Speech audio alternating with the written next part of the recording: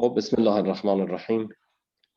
الحمد لله رب العالمین و صلی الله علی سیدنا و نبینا محمد اللهم صل على محمد و علی آله الطیبین الطاهرین و صحبه المنتجبین.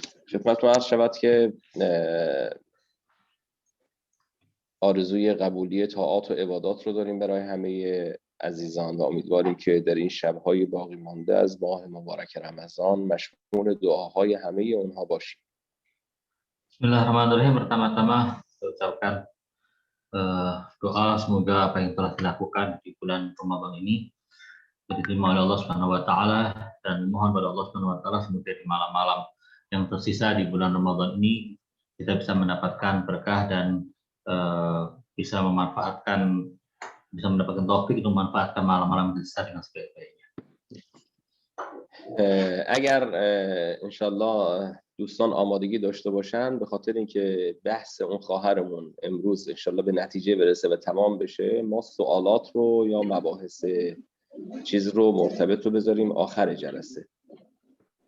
Kalau disetujui, karena masih ada pembahasan dari Bu Lis Fatimah yang belum selesai dan akan disampaikan, pertanyaan kita tunda sampai beliau menyelesaikan, lalu kemudian kita akan berdiskusi setelah itu.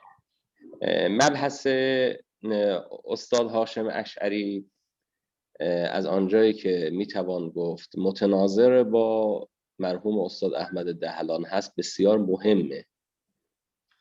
Menurut saya karena Kiai Haji Hasyim Asy'ari ini adalah seorang tokoh besar yang bisa dikatakan sebesar Kiai Haji Ahmad Dahlan juga kita bahas atau mungkin juga lebih, dan memiliki kedudukan yang tinggi dan hidup zaman dengan Kiai Haji Ahmad Dahlan, saya merasa pembahasan tentang beliau ini adalah pembahasan yang sangat penting.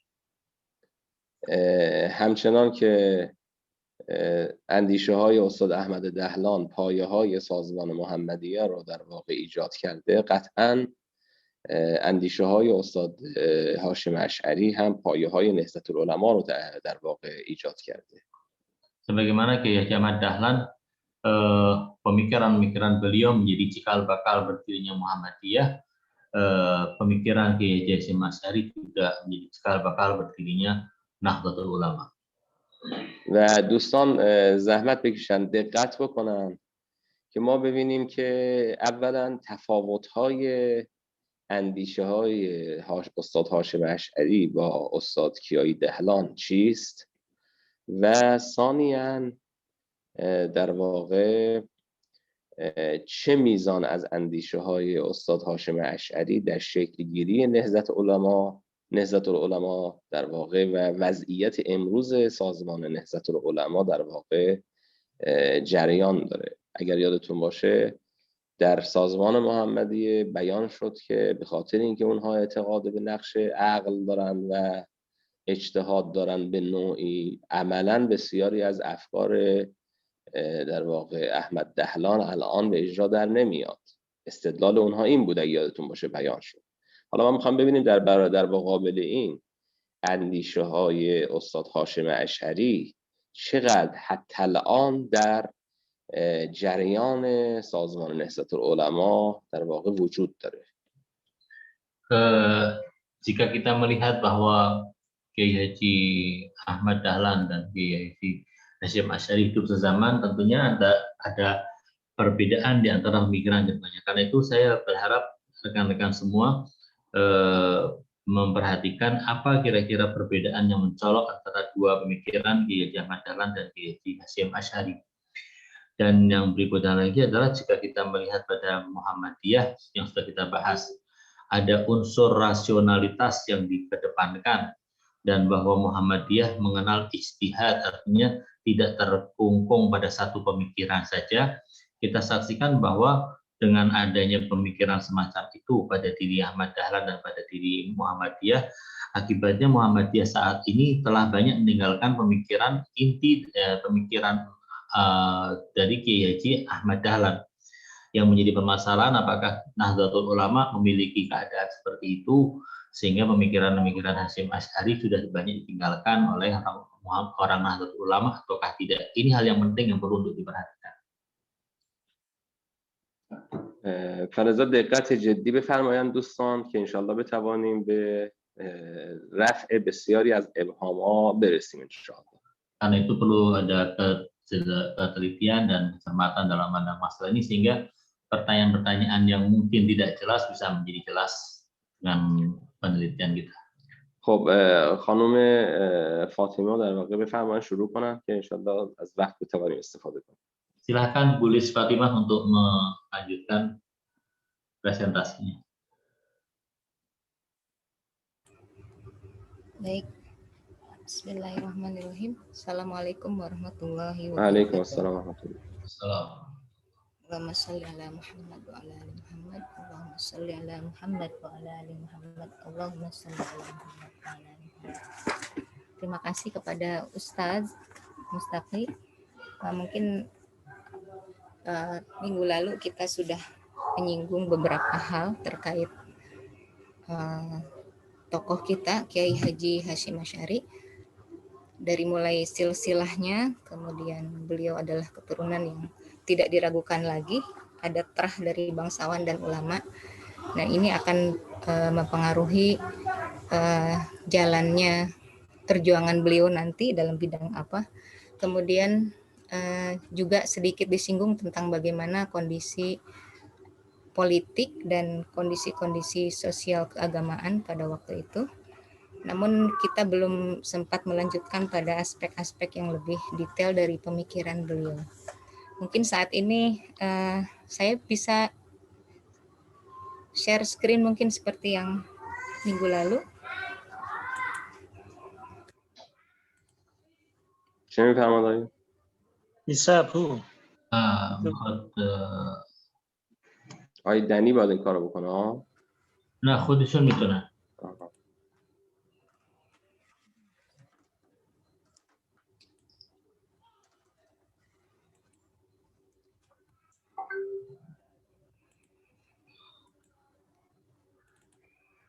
Sudah terlihat? Akan terlihat. Udah. بله.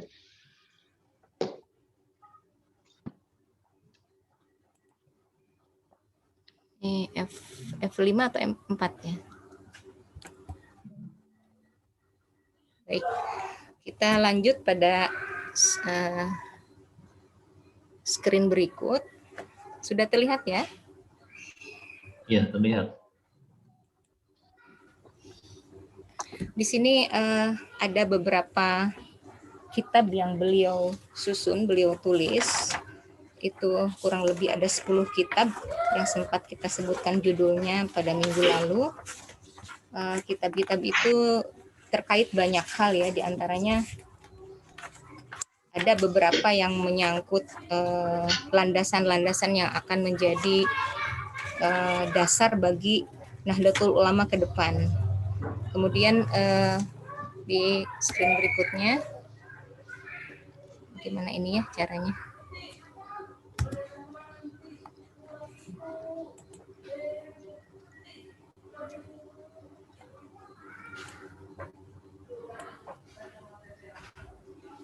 Ada yang bisa bantu saya? Apa yang harus di-enter?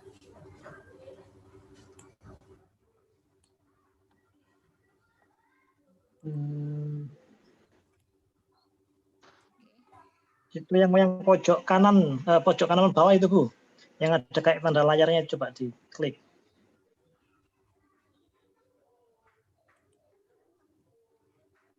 Ada. Sebelah Zoom. Ini sudah terlihat? Ya, terlihat. Baik, sebelum kita masuk ke pembahasan pemikiran tentang NU, nanti pada awalnya itu Kiai Haji Hasyim Asy'ari dan Hasyim Asy'ari dan beberapa tokoh seperti Kiai Haji Ahmad Dahlan dan sebagainya. Kemudian dari tokoh-tokoh pendidikan yang lain juga itu merespon, sebetulnya gerakan mereka itu pada awalnya merespon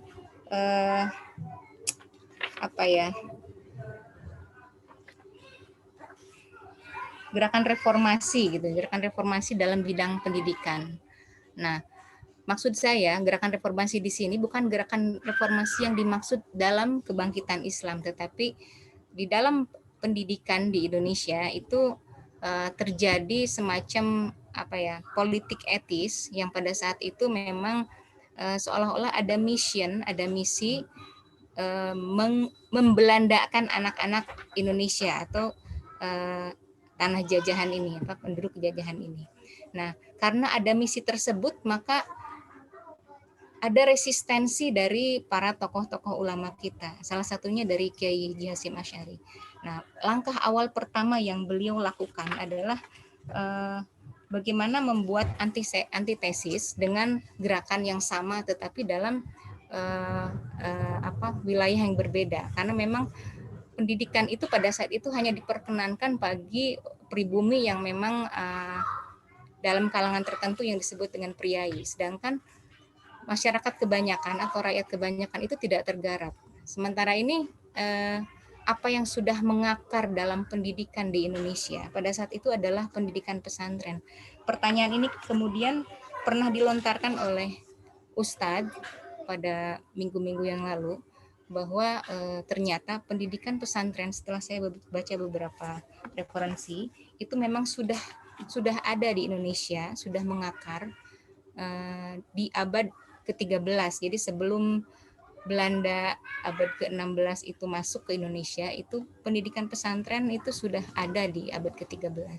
Jadi kemudian inilah yang dikembangkan untuk menjawab bagaimana pesantren bisa mengkanter secara ideologis gitu ya, gerakan-gerakan pendidikan yang coba ditumpangi dalam misi-misi politik etisnya Belanda. Itu pertama.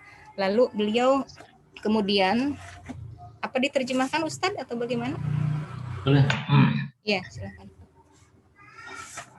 اولا گفتن که طبق اون چیزی که صحبت شد در هفته گذشته آقای هاشم اشعری از نظر نسلی ایشون به نسل علمایی و نسل به اصطلاح میگن محترم مال شریف پادشاهی یعنی بله صاحب منزلت اجتماعی بود. بله صاحب منزلت اجتماعی، چون از نظر نسلی اینجوری داشته. بله. و بعد این هم سبب میشه که ایشون مقبولیت زیادی برخوردار بود.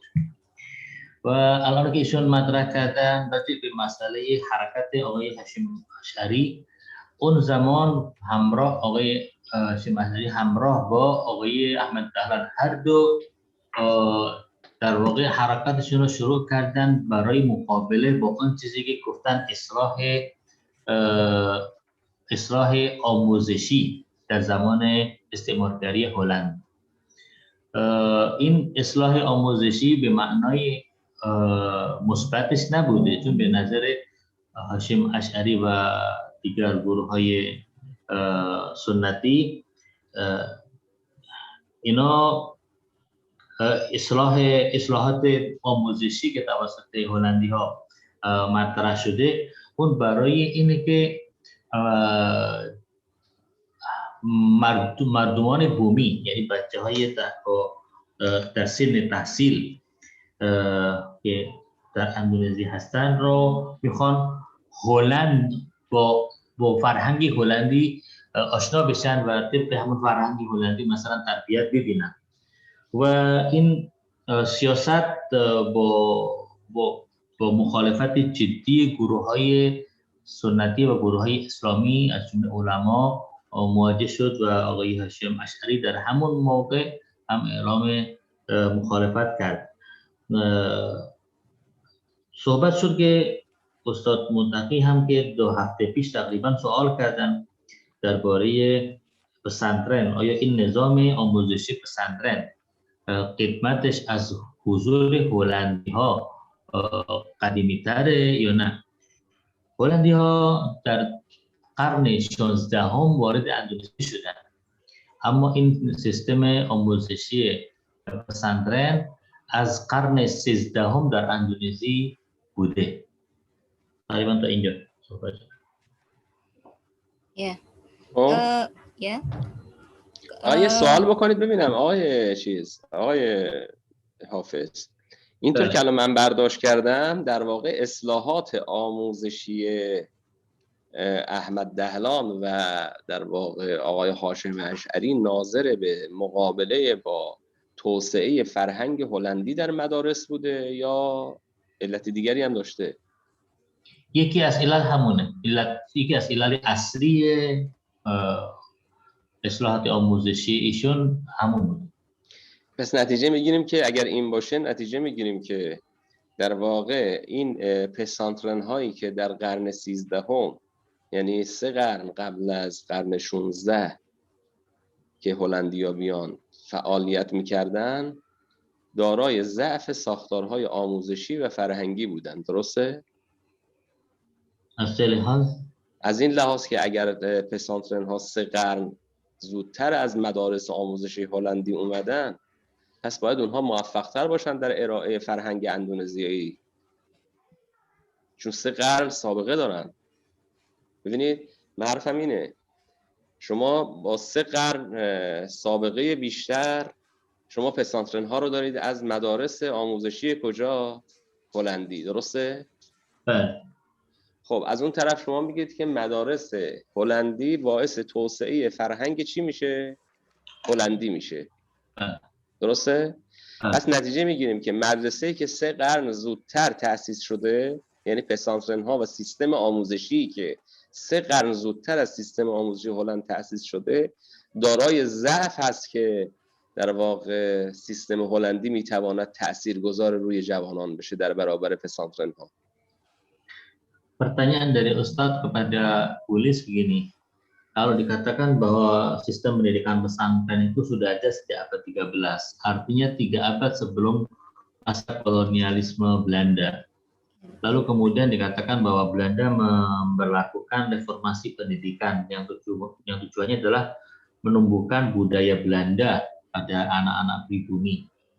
Apakah berarti pesantren yang memiliki usia pendidikannya itu sistem pesantren yang memiliki usia 3 abad lebih tua daripada kehadiran Belanda itu berarti sistem pendidikannya adalah sistem pendidikan yang lemah. Buktinya Belanda bisa masuk untuk mengenalkan budayanya lewat sistem pendidikan yang dibawa. Apakah seperti itu? Sebetulnya kan ada dikotomi ya di sini. Jadi pesantren itu nggak dianggap sebagai pendidikan untuk kaum reformis. Jadi mereka menganggap bahwa ya peri-peri lah gitu ya, pinggiran. Jadi yang dianggap pendidikan buat pemerintah Belanda pada saat itu ya yang sistem modern itu, yang klasikal, yang metodenya berjenjang, yang memang juga di sana ada tujuan-tujuan tertentu yang diinginkan oleh pemerintah Belanda dari politik etis itu. Salah satunya adalah bagaimana mencetak para pegawai-pegawai negeri kalau kita sebut sekarang. Nah, kaum santri atau para ulama itu merespon hal ini adalah sebuah ancaman bagi pendidikan justru dalam arti yang sangat penting. Pendidikan dalam arti memanusiakan manusia. Pesantren itu sebetulnya kan sudah sangat mengakar, dia lahir dari masyarakat. Itu kan sebagai salah satu ciri bahwa pesantren itu adalah lahir dari masyarakat dan untuk masyarakat. Kemudian di sana ada pimpinan yang menjadi contoh tauladan yang dianggap sebagai rujukan dalam keilmuan.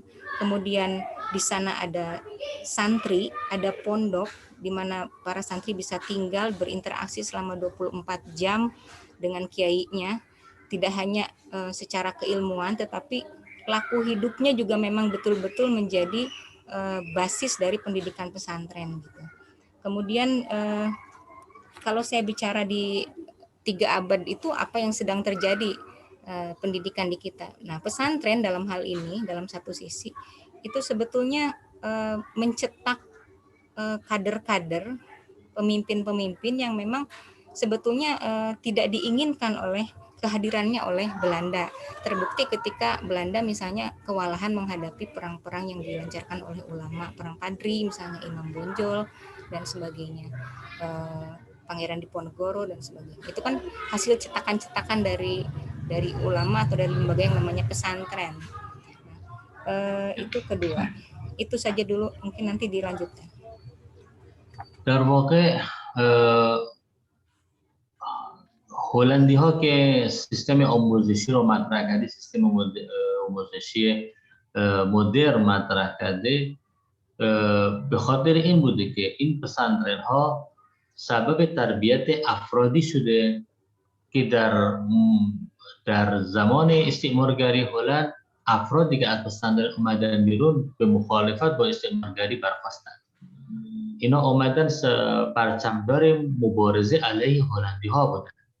هلندی ها آمدن میخواستن این مسئله ابهت و بزرگی پسندرین که در اونجا طلبه ها و اونایی که طلاب و محصلین میان تو پسندرین هم سکونت میکنن و میتونن ارتباط مستمری با علما داشته باشن و تربیت بشن توسط به دست این علما، اینا رو میخوان خنثی بکنن با این طرح آموزشی جدید مدرن که توسط هلندی ها مطرح شده و لذا از این علما هم اومدن با این طرح مخالفت کردن، چون تاریخ ما نشون داده که اکثر مبارزات مردمی علیه هلندی ها توسط همین علما و تحصیل کردگان پسندرین رهبری میشن.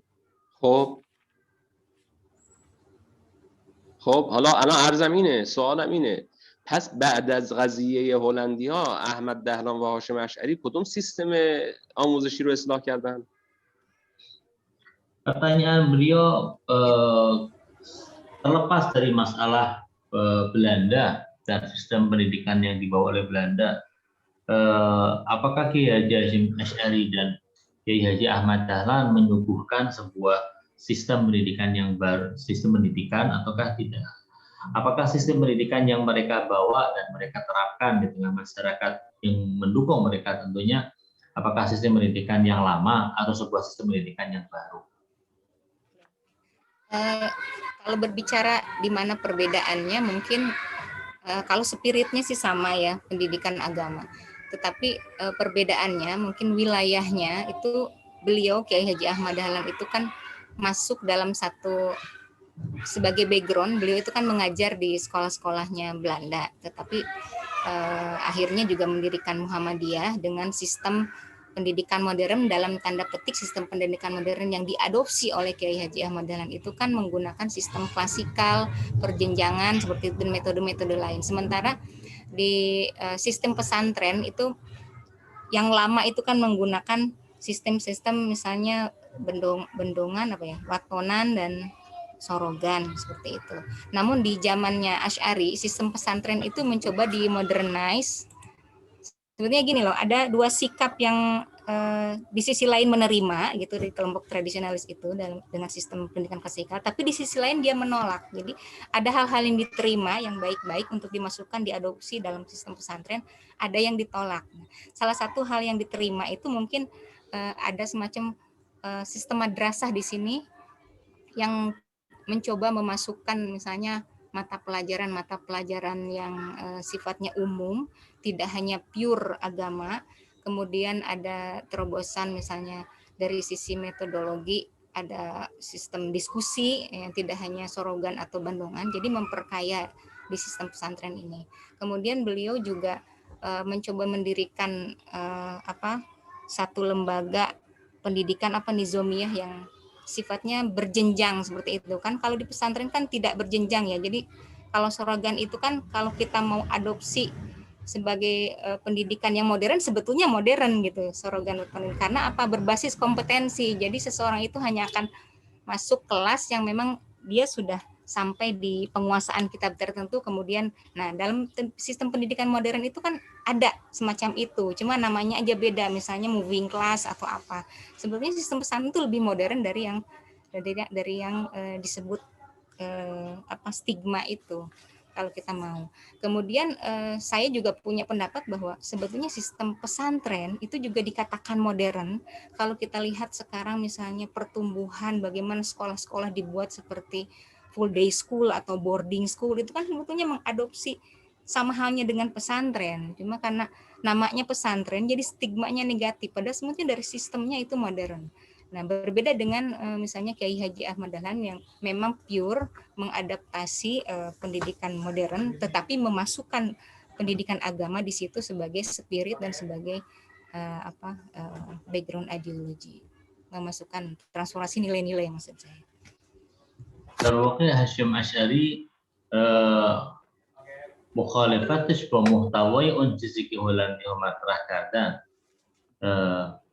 ایشون و بسیار نهضت آموزشی که ایشون دارن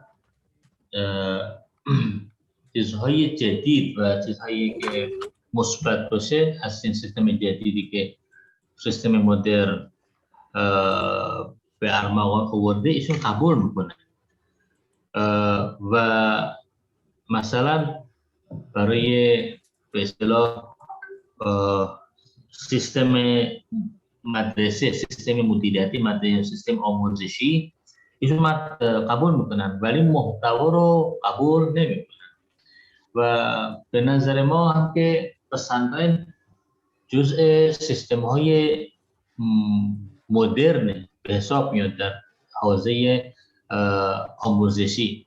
چون الان ما نگاه میکنیم بعد از مدتی مدارس جدید اصلی الان رو کرده به خوابگاهی در اختیار خوابگاهی کردن مدارس، در حالی که این خوابگاهی کردن مدارس چیزی که سیستم قدیمی از پسندرن بوده که الان تقریبا از اون استفاده کردن برای سیستم آموزشی جدید، یعنی برگشتن به مسئله پسندرن، منتها اسمش پسندرن نگذاشتن، میگن که مثلا سیستم آموزشی، چون برای این مسئله خوابگاهی هم نکات خیلی مثبتی وجود داره برای تربیتی منتها یه نکته رو حالا ان شاءالله ادامه بدن، ولی منتها یه نکته رو عرض کنم در ایران هم یک چنین مدلی در زمان شاه پهلوی بوده.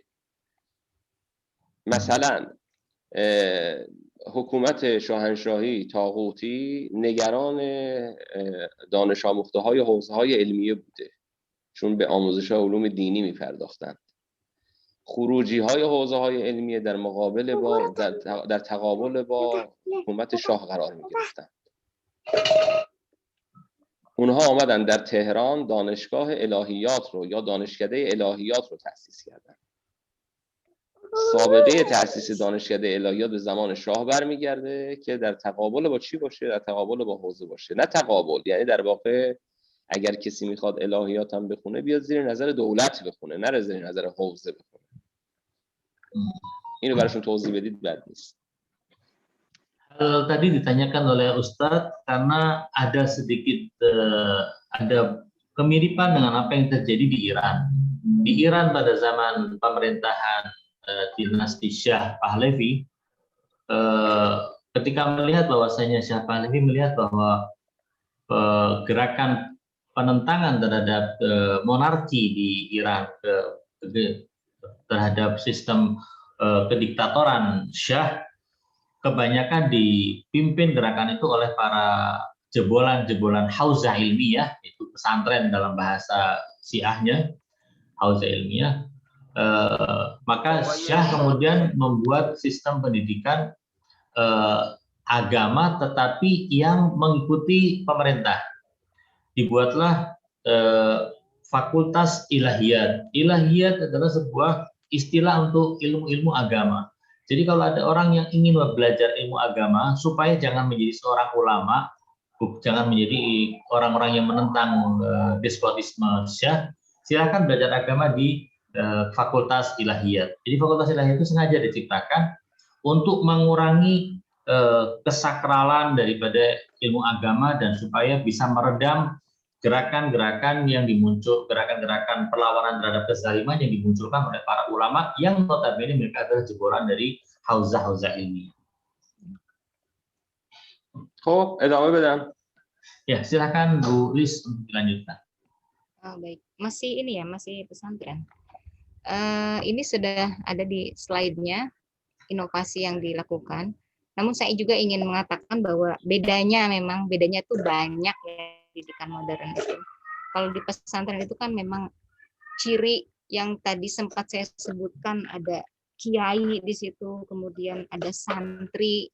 Santri itu sendiri kan sebetulnya apa ya? Itu dia diserap dari bahasa Tamil katanya. Artinya syahantri itu penguasaan terhadap ilmu tertentu sehingga orang bisa merujuk, bahkan bisa melakukan hadim pelayanan terhadap orang yang berilmu itu. Makanya di sini santri kemudian dia tinggal dalam satu pondok yang 24 jam bisa berinteraksi dengan sang kiai. Kemudian di sana juga ada ciri lain adalah ada masjid ya, masjid sebagai pusat kegiatan. Ini seperti apa yang dilakukan Rasulullah. Nah, seperti itu. Jadi masih banyak sebetulnya perbedaan-perbedaan dibanding dengan sistem yang dilakukan oleh pemerintah Belanda. Nah, kenapa harus pesantren?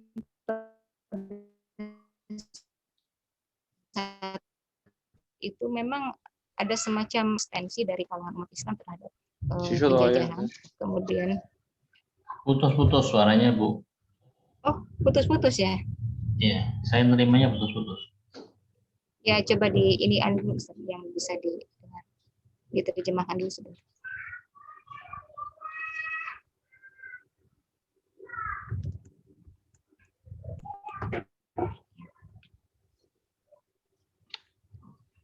Saya tadi bicara tentang perbedaan, sudah bisa terdengar? Iya, perbedaan ya. Ya, perbedaan antara pendidikan yang dilakukan oleh penguasa atau kolonial dengan pesantren. Jadi ini hal-hal yang tidak bisa didapat dari pendidikan yang diselenggarakan oleh Belanda. Di antaranya adalah mentalitas ya. Mentalitas itu kan sesuatu yang sifatnya karakter gitu, yang jadi yang melekat pada seseorang. Itu di antaranya mode hidup yang serba belajar. Jadi tidak hanya belajar itu tidak dibatasi pada misalnya proses pembelajaran di kelas atau di pondok, tetapi segala hal yang terkait dengan kehidupan itu juga kemudian para santri belajar dari situ. Misalnya contohnya background-nya Kiai Haji Hasyim Asy'ari, kalau kita lihat dulu waktu masih nyantri di Kiai Holil Bangkalan, itu katanya beliau itu setiap pagi ya tugasnya misalnya ngisi tempayannya air untuk mandi para santri yang lain. Jadi itu dia lakukan dengan ridho dan ikhlas, dan itu mungkin akan berefek pada misalnya ketekunan atau berefek pada kesabaran, kesederhanaan, melatih diri. Kemudian hal yang tidak kita bisa abaikan itu tafakuh fiddin. Jadi memang tafakuh fiddin ini ada mentalitas tertentu di mana ketekunan belajar, detailnya, kemudian pemahamannya, kemudian langsung merujuk pada orang yang sangat paham gitu, tidak berbeda dengan misalnya guru-guru formal yang kadang-kadang ya menyampaikannya misalnya cuma ya sekedar transfer of learning aja gitu, tidak ada bagaimana kesungguhan niat untuk bisa mencari ilmu itu dalam sampai ke akar-akarnya seperti di pesantren misalnya. Kemudian berikutnya ini adalah pesantren-pesantren yang sempat didirikan oleh Kiai Haji Hasyim. Jadi di antara beberapa tokoh-tokoh NU selain Kiai Hasyim juga ada Kiai Hasbullah. Di sana juga gerakannya sama, mendirikan Nahdlatul Wathon sebelum menjadi Nahdlatul Ulama. Ini beberapa: pesantren Wonokoyo, Langitan, Trenggilis, Kademangan, Siwalan Panji, dan sebagainya. Ini pesantren-pesantren besar sampai sekarang. Kemudian ini saya coba beranjak pada hasil dari pemikirannya Kiai Haji Hasyim Asy'ari yang tadi diterjemahkan dulu Ustaz. Saya terjemahkan dulu ya. Ya. گفتن که یکی از نکات مثبت که pesantren داره و میتونه به عنوان یک نقطه امتیاز pesantren از سیستم آموزشی جدید و مطرح که میگن که سیستم آموزشی مدرنه 5 چیزه من مسئله است که در pesantren روحیه درس خونی خیلی قویه. یعنی افرادی که تو pesantren هستن اینا وقتی درس میکنن دیگه واقعا هم درس میکنن و به پایان درس اصلا نمیرسن، یعنی همش درس میکنن، نه صبح نه روز، همیشه مثل حوزه خودمون، مثل حوزه. نه. دوم در pesantren ساده زیستی اونجا مطرحه، یعنی افرادی که تو pesantren حضور دارن با کمترین امکانات زندگی دارن زندگی میکنن و این ساده زیستی هم که در کنارش هم درس میکنن سبب میشه مسئله سومی هم وجود میاد، یعنی جدیت طلبه، جدیت محصلین برای تحصیل علوم، برای تهذیب نفس و همچنین مسئله چهارم هم پیش میاد وقتی اینو با اون وضعیت زندگی تقریبا زیر خط فقر اگه ما میخوایم اصطلاحش رو بگیم باید صبر کنن و این صبر و حوصله براشون هم تقویت میشه. این در روحیه طلاب pesantren این صبر و حوصله خیلی دیده میشه. و پنجمین نقطه امتیاز سیستم pesantren از سیستم جدید اینه که در سیستم pesantren تفقه مطرحه، یعنی استادی که میاد تو کلاس تدریس میکنه کار استاد نه فقط ترانسفر و انتقال معلومات و اطلاعات به شاگرد، بلکه تلاش استاد برای اینه که این شاگرد به تفقه هم برسه، به عمق مطلب هم برسه. خیلی خوب، خیلی خوب. Tidak hanya itu, Pak. Jadi satu hal yang belum saya sebutkan itu ada satu tradisi dalam pesantren yang mungkin sampai sekarang itu dimiliki oleh para santri ya dalam mentalitasnya. Itu misalnya tawadu ya, tawadu. Bagaimana sikap ketawaduan itu juga bisa kita lihat gitu dari mentalitas anak didik pesantren atau santri. Nah, itu coba diterjemahkan. نکات مثبت تو pesantren اینه که در pesantren مسئله فروتنی و تواضع خیلی مطرحه. اونایی که حتی در این اطلاعات یعنی علم بالایی دارن خودشون را هیچ میدونن و همیشه جانب تواضع رو میگیرن. Jadi hubungan yang sifatnya ya tawadu seperti santri dan kiai itu kan sebetulnya ini menjadi satu sisi strategis ketika pada konteks saat itu ada semacam kepatuhan untuk melawan kepatuhan pada kiai untuk resolusi jihad ya pada konteksnya Kiai Hasim itu salah satunya. Makanya pesantren menjadi basis dari tidak hanya transformasi nilai-nilai tetapi kemudian menjadi menjadi basis utama dari bagaimana bangsa ini bisa sampai pada kemerdekaan pada saat itu. Jadi ketundukan santri kiai yang sebetulnya menjadi kritik ya bagi kalangan muda atau kalangan kaum modernis yang dikritik itu justru malah jadi modal penting, modal sosial penting untuk bisa melawan penjajah. این فروتنی و تواضع طلاب خیلی احساس میشه زمانی که طلاب در مقابل استاد، در مقابل کیایی مثلا رو میشه، یعنی مطیع محض به کیایی، گرچه اینا از نظر علمی شاید هم به حد بالایی رسیدن ولی در مقابل استادش همیشه جانب تواضع رو میگیره. و این نقطه‌ای که این اصلاحگران جدید که اومدن این نقطه رو نقطه منفی pesantren به اون نگاه میکنن و به نظرشون نقطه منفیه، ولی اتفاقا این نقطه مثبت تلقی میشه و اون اینه که به خاطر همین مسئله اطاعت شاگرد از استاد وقتی که فتوای جهاد را میده این شاگردا بودن که آمدن به وسط میدان جهاد. اون موقع جهاد نیستی، اون موقع جهادی نیستی. این زمانی که آقای هاشم اشعری حکم جهاد را داده. میدونم. خب حالا بله. Ya, silakan. Oke. Di sini pemikiran yang kedua, di samping beliau juga berkiprah di dunia pendidikan, itu ada satu konsep yang namanya Ahlus Sunnah wal Jamaah. Konsep ini di Muktamar NU keberapa gitu mulai dikenalkan. Nah, ini yang menarik karena memang di samping gerakan pendidikan itu kan NU ini atau Kiai Haji Hasyim ini juga punya mission apa namanya paham keagamaan ya, paham keagamaan. Jadi paham keagamaan yang beliau usung adalah Ahlus Sunnah wal Jamaah. Kemudian inilah yang akan menjadi pembeda ya, pembeda dari kelompok-kelompok lain gitu, dari kelompok-kelompok. Dan hal ini menjadi dasar bagi pergerakannya NU ke depan. Terjemahkan dulu, Ustaz.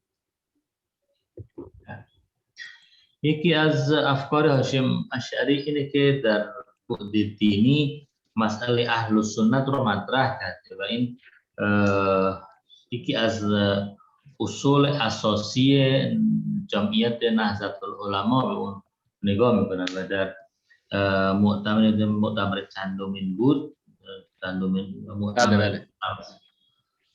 مؤتمر سراسری نهضت العلما به این مسئله هم تصویب کردن که نهضت العلما بر اساس تعالیم از نظر عقیده، شریعت و اخلاق بر تعالیم اهل سنت استوار.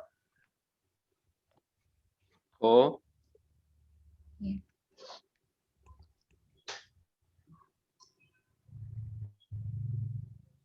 Kemudian ketiga yang paling spektakuler menurut saya itu adalah pemikiran beliau tentang resolusi jihad. Jadi resolusi jihad ini dilatar belakangi oleh sebetulnya kalau saya ceritakan backgroundnya sedikit, itu pada zaman kolonialisme Belanda itu kan sebetulnya umat Islam itu dalam tanda petik Islam yang punya tujuan politik itu punya dicurigai oleh pemerintah yang akan menjadi ancaman nantinya. Tetapi kehadiran NU sebagai komunitas Islam dalam tanda petik ibadah, ini kan ada pengkategorikan Islam politik, Islam ibadah, dan Islam yang lain gitu ya. Jadi berdasarkan suggesting dari Snokhorgronje, jadi Islam ibadah ini dalam tanda petik yang tidak punya orientasi politik, padahal sebetulnya diam-diam NU punya orientasi yang lebih dahsyat dari itu dikategorikan sebagai tidak terlalu mengancam gitu, sehingga perkembangan pesantren ini menjadi pesat dan namun pada perjalanannya ternyata diam-diam juga pesantren ikut menumbuhkan semangat nasionalisme gitu kan dalam diri setiap santrinya atau dalam diri setiap jamaah NU atau warga NU. Nah, inilah yang kemudian nanti akan melahirkan resolusi. NU pada saat itu yang diketuai oleh Kiai Hasyim Asy'ari itu memfatwakan bahwa kita ini berada bukan di dar harb tapi dar Islam. Kenapa disebut dar Islam? Ya karena selama tidak mengancam, karena memang kita asalnya adalah berpenduduk besar Muslim dan selama tidak terancam kehidupan beribadah kita itu bisa dikategorikan sebagai dar Islam. Nah, karena dar Islam itu makanya ketika berhadapan dengan pemerintah pemerintah cukup welcome ya, sehingga ini menjadi dianggap sebagai kelompok yang berbeda dengan kelompok reformis yang dicurigai sebagai Islam politik. Bagi NU ini adalah satu hal yang strategis gitu. Tetapi bagi Belanda juga dia tidak akan terlalu banyak menaruh kecurigaan pada NU. Diterjemahkan dulu, Ustaz. Ya. مسئله سومی که درباره افکار هاشم اشعری مطرحه مسئله قطعنامه جهاد. این قطعنامه جهاد تقریبا یک پیشینه داشته و اون این بوده که طبق تقسیم بندی اولی که توسط یک خاور شناس معروف در اندونزی هلندی بوده سنوکورگرونje میگن که اسلام در اندونزی یا اسلام عبادی و یا اسلام سیاسی. اسلام عبادی اونه که فقط اهمیت میدن مسئله عبادی و takwa و جتیزا و اسلامی سیاسی اسلامی هستش که میان تو وسط میدان مبارزه میکنه. به نظر سنوکورگانی اسلام عبادی اصلا خطری برای هلند نداره. بعد اون چیزی که نظر سنوکورگانی بوده در واقع سبب میشه که هلندی خیلی نسبت به این افراد مثل هاشم اشعری و غیره حساسیت نشون ندادن. حالا با گذشت زمان معلوم میشه که این اسلام، میگه اینو گفتن اسلام عبادی، در واقع وقتی که یک مسلمان به اعتقاد راسخ به دینش برسه و اعتقاد و تعالیم دینش خواه وقتی با مسائل سیاسی روبرو میشه دیگه موضع سیاسی هم میگیره و قطعنامه جهاد هم بس از اون دوران مثلا صادر شده و هاشم اشعری نظرش اینه که چون اندونزی بلاد اسلامیه، یعنی اکثر مردمانش مسلمانان، این دارالاسلامه. در دارالاسلام اگر حکومت بیاد وسط داره حکومت بکنه، ما باید همکاری کنیم با دولت، با حکومت. دارالحرب که نیست. دارالحرب یعنی زمانی که ما باید به فکر جنگ و جهاد و این چیزا باشیم. به خاطر همین هلندیان خیلی نسبت به هاشم اشعری و دوستانش خیلی حساسیت نشون ندادن، در حالی که با گذشت زمان ثابت کرد که هاشم اشعری نه اسلام عبادی محض، بلکه در موقع حساس وقتی نیاز به حکم جهاد بود، مردم نیاز به حکم جهاد داشتن، فتوای جهاد هم صادر. خب الان نگاه کنید، این دوستانم یادداشت بکنن، چیز بکنن. الان ما یه اسلام سیاسی داریم که ترکیبی از همین بحث‌های عبادی و اجتماعی و سیاسی و امثال هم، درسته؟ اسلام جدید چیز. آیا چنین تفکری در حوزه اسلام محمدی هم وجود داره؟ البته این تفکر مال سنوکورگانی بود، نه مال هاشم اشعری. سنوکورگانی یک مستشرق هلندی. خب نه، حالا من کاری ندارم، به هر حال فتوای جهاد در اندیشه هاشم اشعری هست. بله. درسته؟ درسته. این یعنی اینی که قرائتش از اسلام موسع‌تر از یک اسلام عبادی صرفه. بله. آیا نهضت محمدیه هم یعنی احمد دهلان هم همین مبنا رو داشته؟ Pertanyaan yang perlu dijawab oleh kita dan perlu kita perhatikan adalah bahwa Kiai Haji Hashim Asy'ari punya fatwa jihad, dan berarti menunjukkan bahwasanya beliau yang dikategorikan sebagai Islam ibadah ternyata bukan Islam ibadah seperti yang dipahami. Ternyata ketika dalam masalah-masalah genting di negara ini beliau mengeluarkan fatwa atau resolusi jihad. Nah, yang menjadi pertanyaan, apakah pemikiran semacam ini juga ada pada pribadi seperti Kiai Haji Ahmad Dahlan dan Muhammadiyah ataukah tidak? Sepengetahuan saya, ini mungkin kalau Kiai Ahmad Dahlan nanti yang jawab Mas Sahrul kali ya. Nah, sepengetahuan saya itu argumentasi dari Islam ini, dari Islam itu sebetulnya sebagai strategi ya. Strategi kalau dalam konsep usul fikih yang biasanya dikutip oleh para ulama NU itu ada dar al-mafasid muqaddam ala jaibul masalih, upaya kita untuk mencegah bahaya dan beralih pada hal yang lebih penting. Ini dimanfaatkan oleh kelompok tradisionalis. Jadi dari Islam itu argumentasinya adalah Indonesia itu memang pernah diduduki oleh Islam gitu, makanya disebut dari Islam. Tetapi namun gitu, kini sekarang pada konteks saat itu diduduki oleh orang kafir. Maka nanti akan lahir resolusi jihad yang artinya melawan kafir itu sesuatu hal yang harus gitu, yang wajib ain atau apa bahasanya, fardu ain.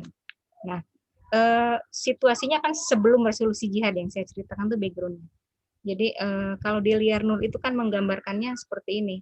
Sikap Belanda terhadap kaum tradisionalis itu dibandingkan dengan sikap terhadap kaum modernis yang dalam hal ini mungkin Muhammadiyah dan sebagainya itu cenderung lebih toleran katanya.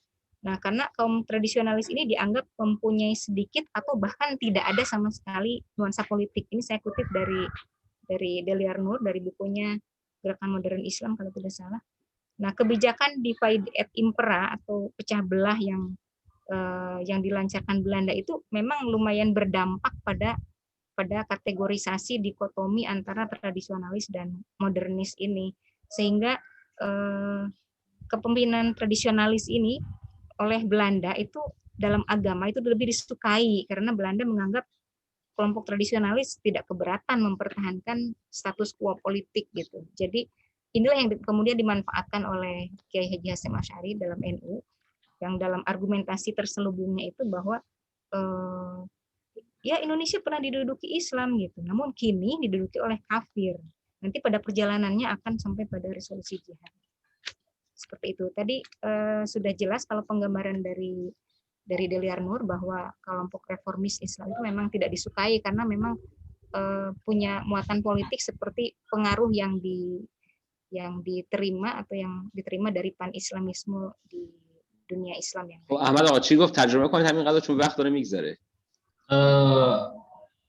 در تفکر هاشم اشعری یک چیزی هست که از قواعد اصولی در پسندران معمولا مطرحه در مفاسد مقدم علی جلب المصالح.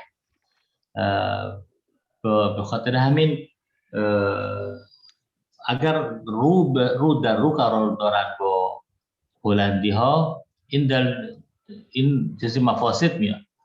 لذا این درک اون مهمه، یعنی ما فعلا مفاسد رو درک میکنیم با وضعیت تقریبا شبه دقیق در حوزه خودمون بگیم. بعد گفتن که احمد دهلان و افرادی که در اسلامی میگن که در تقسیم بندی اسلامی سیاسی برای هلندی یه مقدار اینو اذیت میکنه چون بحث سیاسی هم مطرحه، اما با هاشم اشعری و این سنتی ها خیلی هم خیلی چیز میگن ضرری ندارن برای هلندی ها، به خاطر همین مسکوت میمونن و زیر ذره‌بین هلندی ها قرار نگرفتن. یعنی نهضت العلما و اون سوال پاسخ سوال من چیه؟ اسلام محمدیه چی؟ این شهرول باید جواب بده، این شهرول مال محمدیه است. شهرول بگو جواب بده. Pak Syahrul bisa menjawab. Muhammadiyah kan masuk reformis, jadi nggak begitu disukai sebetulnya sama Belanda karena pengaruh Pak Syahrul punya jawaban apakah? Pertanyaan jelasnya apa, Ustaz? Pertanyaan jelasnya gini, kalau Kiai Haji Hasyim Asy'ari punya fatwa jihad, resolusi jihad, apakah Kiai Ahmad Dahlan juga punya resolusi jihad ataukah tidak? Paling tidak pemikirannya ke arah sana atau tidak? Karena dalam arus pemikirannya dia dipengaruhi oleh Abduh ya banyak, maka jalan perjuangannya adalah melawan pendidikan itu, melawan pengaruh pendidikan. Jadi merasa bahwa kita ini kalah dalam pendidikan. Selain itu pertemuan beliau dengan Budi Utomo juga sangat berpengaruh. Jadi cara berpikir Ahmad Dahlan bahwa masyarakat ini harus dicerdaskan, harus diberikan pendidikan yang tinggi supaya sadar begitu. Dan pandangan Ahmad Dahlan menganggap bahwa orang-orang ini mudah terjajah karena diselimuti oleh pemikiran-pemikiran tahayul kita khurafat itu, sehingga merasa bahwa kalau di beberapa buku Ahmad Dahlan ini melawan cara pikir kepercayaan aliran Jabariyah, menganggap bahwa masyarakat ini ya dijajah ya sudah takdir Allah dan lain sebagainya, dan itu bercampur dengan pemikiran mitos yang ada di masyarakat, sehingga gerakan penyadarannya lewat pendidikan. گفتن که چون آقای احمد دهلان زیاد خیلی متأثر از مرحوم شیخ محمد عبده بوده و محمد عبده جهادش هم در جهاد آموزشیه. بیشتر احمد دهلان تو همین مسئله جهاد آموزشیشون قدم برمی‌داره و رو به مسئله جهادی به اون صورتی که آقای هاشم اشعری قطعنامه صادر کرده نه تو اون نمیرسه. چون به نظر احمد دهلان این استعمارگری مسبب اصلیش اینه که جهل مردم و به خاطر همین برای اینکه ما از استعمارگری نجات پیدا بکنیم مردم رو باید سطح اطلاعات و آموزشی مردم بالا ببریم تا اونا میتونن برای آینده کشورشون تعیین تکلیف کنن.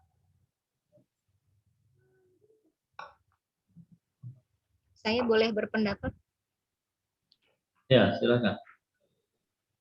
Ya, Ustadz mau bicara apa dulu?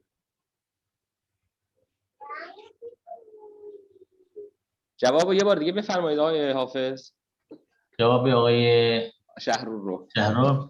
آره. جواب آقای شهرور این بوده که آقای احمد دهلان مثل آقای هاشم اشعری نبوده.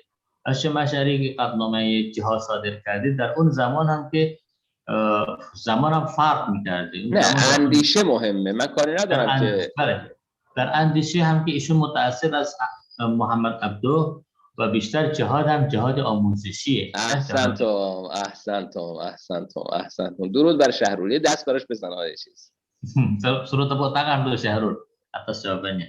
احسنتم. من می‌خواستم ببینم چقدر آقای شهرول توجه به آموزه‌های تأثیر آموزه‌های محمد عبده در چیز داره. حالا سوال بعدی از آقای چیز عارفه. اندیشه هاشم اشعری است که شکل گرفته. Kalau tadi ریشه های اندیشه هاشم اشعری تا حالا نگفته کسی.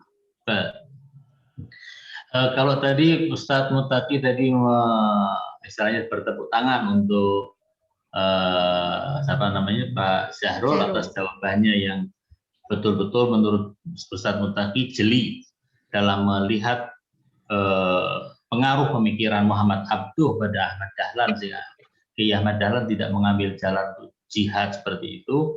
Yang menjadi pertanyaan diarahkan kepada Pak Arif. Mungkin Pak Arif dipandang oleh Ustadz Mutaki sebagai yang mewakili Nahdlatul Ulama. Kira-kira Hashim Ash'ari, Kiai Hashim Ash'ari ini terpengaruh oleh pemikiran siapa? Sampai sekarang belum ada yang membicarakan itu.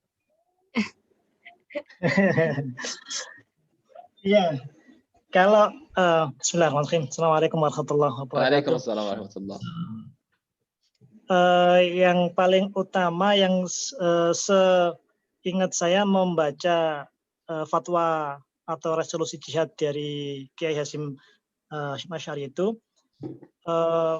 itu juga beliau menjalankan semacam kayak dawuh itu pesannya Mbah Khalil Bangkalan Madura untuk melawan penjajahan itu ya salah satunya ya mau nggak mau juga harus ditegakkan yang namanya jihad. Itu yang paling banyak mempengaruhi beliau secara keluarnya resolusi jihad. Itu yang saya baca dari buku dari resolusi jihad. Demikian Ustaz. اون چیزی که من با مطالعاتی که من داشتم راجع به فتوای جهاد و قطعنامه جهاد هاشم اشعری به اونجا که ما مطالعه کردیم این فتوای جهاد به خاطر این توصیه استاد ایشون که Kiai Khalil Bangkalan بوده که برای مقابله با استعمارگران باید راه جهاد پیش. یعنی یه منشأ بومی داره، منشأ عربی نداره. Nah, درسته بپرس ازش. Artinya pemikiran yang mempengaruhi Kiai Haji Hashim Ash'ari itu adalah pemikiran lokal dari kiai lokal, tokoh lokal, bukan dari luar. Iya. Gitu. Iya. یعنی ما الان مثل آقای کیای دهلان که متأثر از اندیشه محمد عبده هست در منظومه فکری استاد هاشم اشعری کسی رو نداریم که در واقع مثل محمد عبده باشه. درسته؟ او تاثیرپذیری نداشته. Apakah ini berarti bahwa berbeda dengan Kiai Ahmad Dahlan yang terpengaruh oleh pemikiran seorang ulama dari luar seperti Syekh Muhammad Abduh, apakah berarti Kiai Haji Hasyim Asy'ari tidak memiliki pemikiran beliau tidak terbentuk oleh pengaruh-pengaruh dari ulama-ulama yang lain di luar misalnya? Apakah seperti itu? Ya, dari sejarah yang yang masyhur kalau dikaji di NU itu gini, Ustaz. Jadi memang kalau berangkat bersamanya itu beliau satu guru dengan Kiai Haji Ahmad Dahlan, ya, baik Kiai Haji Soleh Darat yang di Semarang maupun Mbah Khalil Bangkalan. Bahkan mereka berdua ditugaskan oleh Kiai Haji Soleh Darat untuk berangkat ke Mekah. Nah, setiba di Mekah, barulah mereka berdua ini, beliau berdua ini memiliki garis pemikiran yang berbeda. Kiai Haji Ahmad Dahlan memang lebih banyak terpengaruh oleh gerakan-gerakan pan-Islamisme Said Jalaluddin Al-Fauni, sedangkan kalau Kiai Haji Hasyim Asy'ari itu beliau lebih memilih durusul ilmiah, artinya mengkaji kajian ilmiah, sehingga guru-guru beliau itu ya termasuk Syekh Minangkabawi, Syekh Yasin Fadani, Syekh Termasi dan sebagainya, mereka lebih banyak sebagai guru kitab dibandingkan guru pergerakan. Jadi guru pergerakannya adalah para ustadz-ustadznya sendiri. Iya, lokal-lokalnya seperti itu tadi.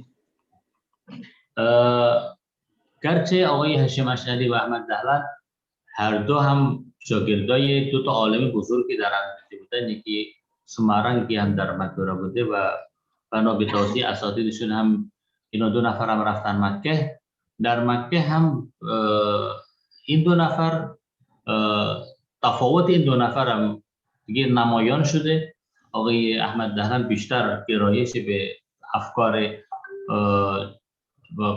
پن اسلامی که اون زمان مثل سید جمال و شیخ محمد عبدو متأثر از اون افکار شده، ولی آقای هاشم اشعری نه، هاشم اشعری فقط فکر درس و بحثش بوده و به اون مسائل هم توجهی نداشت. خب حالا من این سوال مهمی دارم بیان میکنم. بگید ادامه بده. اون خانم چیزی بگید سریعتر جنبندی بکنه که به ساعت 5 برسیم. بله. خانم لیس begin. Ya, Ustaz. Ya, silakan lanjutkan untuk disempurnakan karena sudah mendekati jam 5. Baik.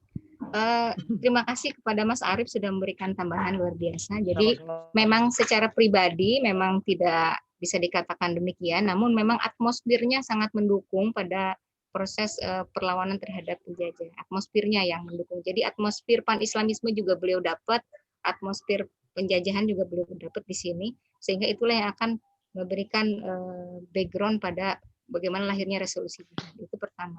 Yang kedua yang ingin saya kemukakan di sini berdasarkan apa yang saya baca, karena saya hanya membaca ya, bukan warga NU, jadi dapatnya dari membaca. Jadi secara organisatoris sebetulnya NU juga menginisiasi itu kan persatuan Majelis Islam A'la Indonesia atau Dewan Tertinggi Muslim di Indonesia untuk menyatukan kekuatan-kekuatan organisasi yang ada pada saat itu seperti Muhammadiyah dan SI itu dalam MIAI yang kemudian diketuai oleh Wahab Hasbullah ya. Wahab Hasbullah, kemudian Kiai Haji Mas Mansur dari Muhammadiyah, kemudian Kiai Haji Ahmad Dahlan dan sebagainya untuk masuk dalam wadah MIAI ini. Karena memang pada perjalanannya setelah 10 tahun NU berdiri itu memang kan diwarnai oleh pertentangan friksi-friksi khilafiyah yang terjadi, sehingga akhirnya muncullah kesadaran untuk menyatukan kembali kekuatan-kekuatan itu dan menyadarkan bahwa memang harus bersatu, Islam Nusantara ini harus bersatu dalam satu organisasi kepentingan yang sifatnya nasional, yang goalnya nanti adalah kemerdekaan Indonesia. Jadi seperti itu diterjemahkan bisa. Bingung terjemahnya gimana ya? Gimana ya? Secara pribadi tadi sudah disebutkan oleh Mas Arief, tapi secara organisatoris itu NU kemudian dalam hal ini Kiai Haji Hasyim Asy'ari itu menginisiasi untuk menyatukan segenap kekuatan. Ada SI di situ, ada Muhammadiyah di situ, ada NU di situ, ada perwakilan-perwakilannya seperti Wahab Hasbullah yang kemudian background-nya itu kan dari SI dulunya yang akhirnya masuk NU. از نظر شخصیتی که آقای عارف هم گفته راجع به آقای احمد دهلان مطرح کردم، تشکر میکنیم. ولی آقای هاشم اشعری هم که از نظر سازمانی، ایشون هم رئیس سازمان جمعیت نهضت العلما بوده، ایشون خیلی هم در یعنی یکی از چی میگن از مبتکرین تشکیل یک اتحادیه بین گروه‌های اسلامی در اندونزی و به نام مجلس اعلای اندونزی. این متشکل از خود نهضت علما و محمدیه و شریکت اسلام و دیگر گروه‌های اسلامی که هدف اصلیش هم با تفاوت‌های دیدگاهی که داشتن، که هدف اصلی در این حرکت این بوده که یک تمام انرژی ها و تمام افکار مسلمانان در اندونزی را در یک جایی وارد سازماندهی واقع بشه و در امید به اینه که با این شرایط بتونن به استقلال اندونزی هم برسن.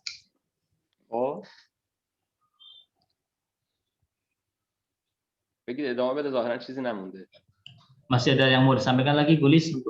Ya, ini sudah saja mungkin untuk resolusi jihad. Ya, kita tahu sendiri seperti apa resolusi jihad itu, fatwa fardu ain untuk sekian kilometer dan fardu kifayah, tetapi akhirnya statusnya menjadi fardu ain untuk melawan penjajah. Jadi ini kemudian yang saya catatkan untuk beberapa pemikiran beliau, dan kemudian pengaruh pemikiran beliau dirasakan kita sekarang adalah munculnya misalnya Islam Nusantara, kemudian Islam toleran. Ini ada background buku ini kebetulan kami yang menerbitkan, nanti kalau teman-teman perlu bisa menghubungi saya, nanti dibagi. Kemudian NU menjadi jangkar bangsa, jadi NU menjadi perekat bangsa, jadi kalau kapal nggak ada jangkarnya dia akan goyang. Nah, itu pengaruh-pengaruh yang nanti kita bisa elaborasi. Sekian dari saya. Terima kasih. Assalamualaikum. Waalaikumsalam. در نهایت هم که نهضت العلما و تفکرات هاشم اشعری در حال حاضر داعیه سه مسئله، یکی اسلام نوسانتارا و یکی اسلام تولران و سومی جangkar bangsa. Ini sewumi maknanya jangkar bangsa. Jangkar yakni langgar, istilah langgar dari این ملت. اگر کشتی بدون لنگر تو دریا باشه این امواج داره اونو به این سمت و اون به این سو و اون سو میبره، ولی اگر لنگر باشه دیگه همچین وضعیتی حاصل نمیشه. درسته. دومین اسلام چی بود؟ اسلام تالرانس، مدارا. خب الان ایشون این خانم در رابطه با این سه نوع اسلام باید توضیح بده به عنوان پایه‌های اندیشه هاشم اشعری. Kata Ustadz bahwa Gulis yang menyampaikan ada 3 masalah ini, Islam Nusantara, Islam toleran, dan jangkar bangsa ini 3 hal yang harusnya dijelaskan oleh Gulis sebagai apa sebenarnya, apa yang dimaksud dengan Islam Nusantara dan 2 yang lainnya. Ini sebetulnya wacana-wacana yang sangat dikenal ya di kita, tetapi saya belum berani mengambil kesimpulan tentang ini. Jadi ada mungkin teman-teman yang bisa tentang Islam Nusantara, tentang toleransi itu sebenarnya bibit-bibitnya sudah ada di konteks Islam tradisionalis itu. Jadi nanti kemudian berkembang sesuai dengan periode. Artinya begini, katanya Ustadz, bukan nggak usah disebutkan sekarang, nanti dalam tulisannya harus. Oh iya, baik. دیگه در هفته آینده بیارین رو. انشالله minggu depan sempurna. چی؟ انشالله. بگید حتما تنظیم کنه، چون این تحقیق ناقصه. باید این 3 تا نوع اسلام رو داشته باشه. چون این 3 نوع اسلام تجلی اندیشه های هاشم اشعری است. Ya, itu 3 hal yang terakhir disebutkan ini justru adalah puncak daripada hasil dari pemikiran Kiai Hashim Asy'ari. خب الان من چند تا سوال، اولا دوستان هر چی سوال دارن بفرمایید. آقای عبید دستشون بلند کرد. بله بفرمایید. عبید silakan عبید. Ya, syukran. Assalamualaikum warahmatullahi wabarakatuh. Waalaikumsalam warahmatullahi wabarakatuh. Mungkin sedikit saja. Tadi yang pertama terkait dengan sejarah pesantren. Mungkin menambahkan ya, pesantren itu dikatakan sudah ada sejak abad ke-13 ya. Pesantren itu sebetulnya lembaga pendidikan yang mengadopsi dari tradisi pendidikan ala Hindu. Kemudian dan sifatnya kemudian berkembang menjadi diadopsi oleh tradisional Islam, NU dalam hal ini, yang kemudian menjadi lembaga pendidikan yang independen dari penjajah, kemudian independen dari pemerintah. Kalau sekarang sudah diadopsi oleh pemerintah juga, Departemen Agama. Nah, dalam konteks itu kemudian kaitannya dengan resolusi jihad itu adalah bahwa pesantren menjadi salah satu basis perjuangan perlawanan terhadap penjajah. Nah, saya kira bentuk perlawanan ataupun independensi terhadap pemerintah ataupun penjajah itu adalah resolusi jihad ini settingnya adalah melawan kolonial, melawan penjajahan untuk Indonesia yang merdeka. Jadi fokusnya adalah mendukung kemerdekaan dengan cara melawan penjajah melalui resolusi jihad atau mengumandangkan sebagai perang suci. Itu yang kemudian yang kedua terkait dengan Ahmad Dahlan, menambahkan juga bentuk gerakan pendidikan Ahmad Dahlan itu dekat dengan macam ataupun modelnya Calvinis dalam kekristenan begitu. Jadi lebih modern, kemudian lebih aplikatif, dan mungkin lebih ke positivis ya, ala Comte gitu. Sehingga kemudian pendidikan modernitas ala Ahmad Dahlan atau ala Muhammadiyah itu lebih ke hal-hal yang sifatnya aplikatif, kemudian terstruktur, modern, sistematik gitu, yang itu sangat membedakan dengan tradisional ataupun pesantren. Gitu. Jadi dan settingnya saya kira juga mengambil ataupun dipengaruhi oleh gerakan keagamaan Asia Tenggara waktu itu, yang satu sisi modern ya, ada gerakan Islam modern gitu, dan yaitu diakomodasi oleh Muhammadiyah.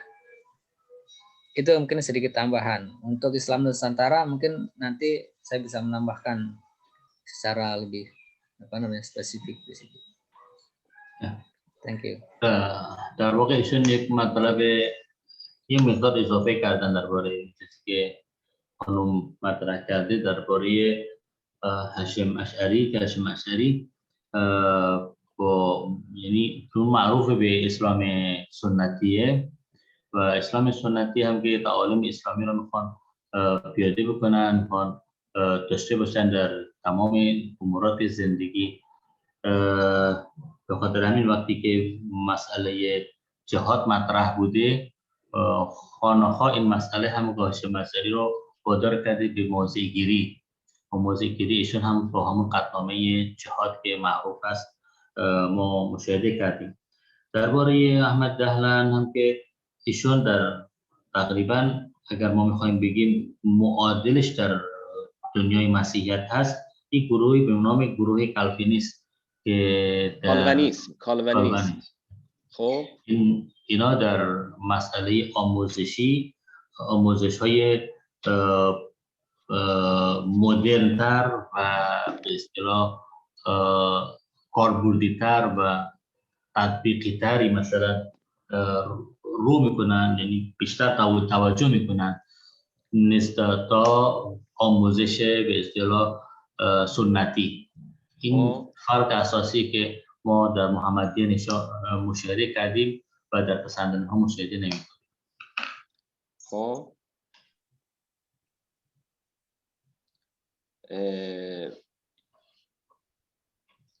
یه نکته بسیار مهمی، البته مقایسه با کالونیسم، مقایسه احمد دهلان با کالونیسم یه خورده در واقع متفاوته. کالونیسم یک شاخه ای از اصلاحات جدا شده از لوتریسمه. اینو توضیح بدید. از کجا؟ جدا شده از لوتریسم، پروتستانیسم لوتر، مارتین لوتر.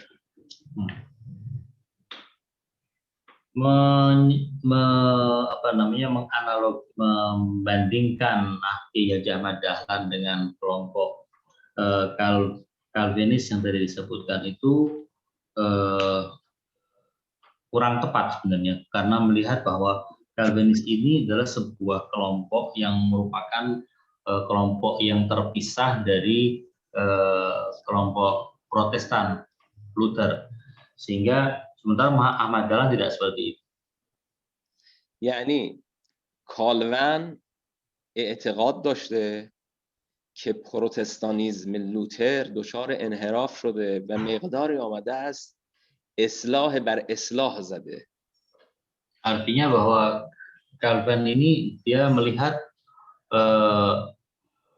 pembaruan yang dilakukan oleh Martin Luther ini sudah menyimpang dari jalurnya, sehingga dia tampil untuk melakukan pembenahan terhadap pembaruan terhadap gerakan pembaruan. Gerakan pembaruan Martin Luther itu kemudian akan diperbarui oleh Calvin seperti ini. و حال اونکه احمد دهلان، مرحوم کیایی احمد دهلان مستقیم از محمد عبدو الگو گرفته و اکثریت قریب به اتفاق اندیشه های محمد عبدو رو در اندیشه های خودش جای داده و برنامه ریزی های هم که کرده با تأثیر پذیری مستقیم از محمد عبدو بوده. یعنی ببخشید، یعنی در اندیشه احمد دهلان تقریبا چیزی در تقابل با محمد عبدو نمیبینیم، ولی در اندیشه کالونیسم و کالون تقابل با اندیشه مارتین لوتر وجود داره. Sementara Ki Haji Ahmad Dahlan adalah seorang yang terpengaruh oleh pemikiran Muhammad Abduh, lalu kemudian mengadopsi pemikiran-pemikiran Muhammad Abduh dalam gerakannya, dan kita tidak menyaksikan adanya perbedaan antara pemikiran Muhammad Abduh dengan Ki Haji Ahmad Dahlan. Ahmad Dahlan tidak datang untuk kemudian melakukan kritik atau pembenahan terhadap gerakannya Muhammad Abduh. Beda dengan Calvin. Kalau Calvin adalah gerakannya adalah dia walaupun berasal dari Martin Luther, tapi dia kemudian mengkritisi Martin Luther dan membuat sebuah gerakan pembaruan terhadap pembaruannya Martin Luther. خب حالا عرضم به حضورتون که اینو واضح شد براشون؟ Jelas ya Pak Ubed? Ya, saya baca di bukunya Ahmad Dahlan itu yang inspirasi ataupun menyamakan dengan gerakan ataupun Calvin itu posisinya dalam gerakan amal usaha. Mungkin itu tidak datang dari Kiai Haji Ahmad Dahlan sendiri, tapi dari penerusnya yang mengembangkan Muhammadiyah. Jadi khususnya dalam gerakan amal usaha. Anche گفتم این رو مقایسه کردم با کالوینیسم، نه اینکه از نظر کل به اصطلاح مجموعه تفکرات و افکار محمد دهلان، بلکه از مسئله حرکت برای به اصطلاح apa tadi amal usaha ya? Ya, gerakan amal usaha. Ya, amal usaha, rumah sakit, pendidikan, semuanya. برای خدمات در کار خدماتی که انجام داده و اونچه که من خوندم تو کتاب احمد دهلان احتمال داره این از خود احمد دهلان نبوده، بلکه از احمد دهلان. بله. خب حالا من یه سوالی مطرح بکنم، میشونه مقدمه باشه، اگه بحث شد امروز مطرح میکنیم، اگر نشد میتونه مقدمه باشه که خب حالا من مطرح کنم سوالم رو، حالا شما 5 دقیقه دیرتر تشریف ببرید. خدمتتون عرض شود که ببینید ما الان با یک واژه‌ای طرف هستیم، یعنی مواجه هستیم با واژه اسلام نوسانترا. Ini توضیح بفرمایید. Oke, saya akan menyampaikan beberapa hal nanti sebagai mukadimah dan pembahasan kita. Ada beberapa kata atau beberapa jargon yang sudah kita dengar. Yang pertama adalah Islam Nusantara. خب قطعا خواهرمون جناب خانم فاطمه ارزم به حضورتون که به تبیین مبانی اسلام نوسانترا نپرداختن. آنچه که مسلم هست اسلام نوسانترا تا اینجا که من الان میدونم اسلام نوسانترا روی 3 شاخه اومده، از لحاظ یعنی 3 ویژگی داره که اون 3 ویژگی ماهیت اسلام نوسانترا رو در واقع پاسخ یعنی تعیین میکنه. 1 در حوزه کلامی میشه کلام اشعری، در حوزه عرفان میشه عرفان امام محمد غزالی و در حوزه فقه میشود فقه شافعی.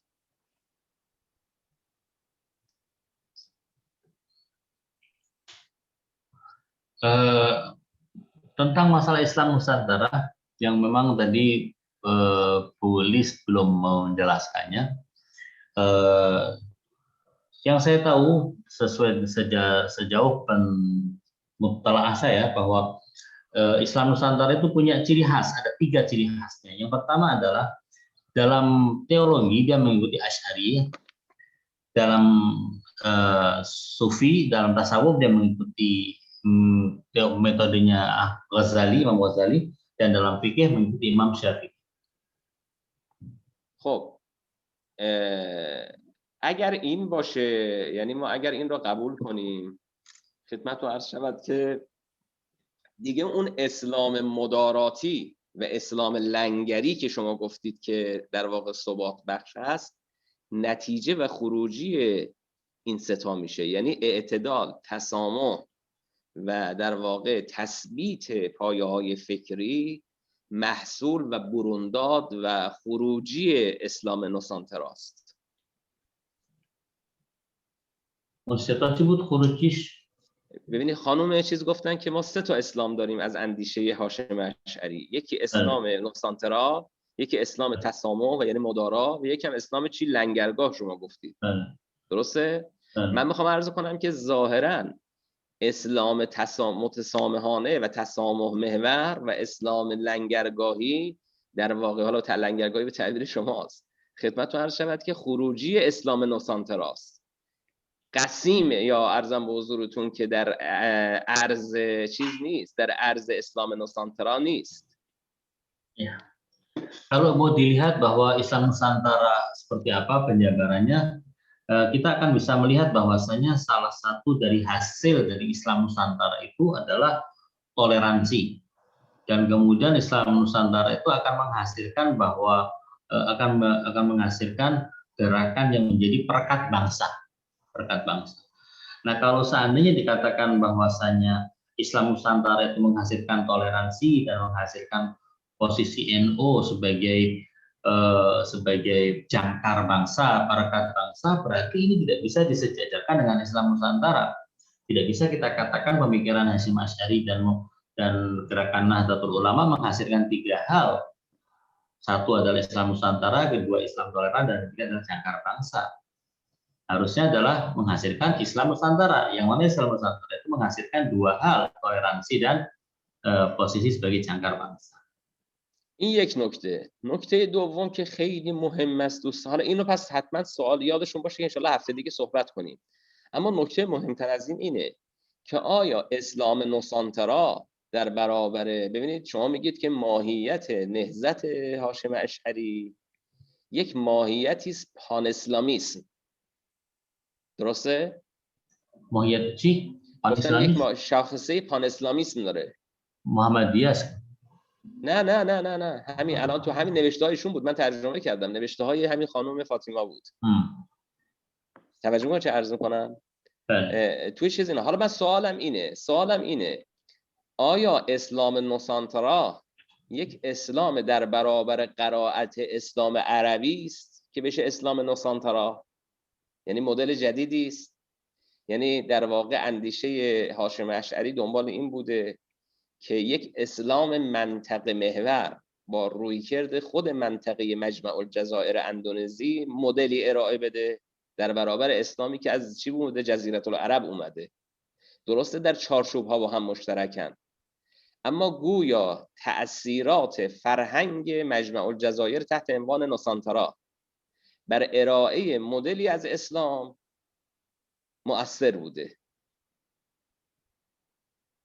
متوجه شد؟ Disebutkan oleh Bu Lis tentang masalah gerakan dari Kiai Hasyim Asy'ari yang mengenai bahwa gerakan beliau itu satu bagian dari gerakan pan-Islamis. Yang saya ingin pertanyakan adalah Islam Nusantara yang dipaparkan ini, apakah Islam Nusantara yang menyuguhkan sudut pandang atau perspektif lain dari Islam yang berbeda dengan perspektif kearaban dalam memandang Islam? Dalam arti bahwasanya Islam Nusantara itu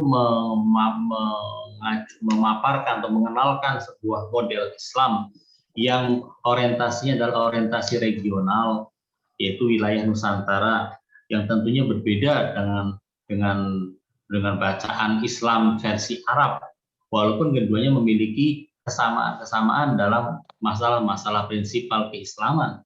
Dan tentunya ketika memaparkan sebuah ide tentang Islam Nusantara, Nahdlatul Ulama merasa bahwasanya model Islam yang seperti inilah yang lebih bisa diterima di negeri ini.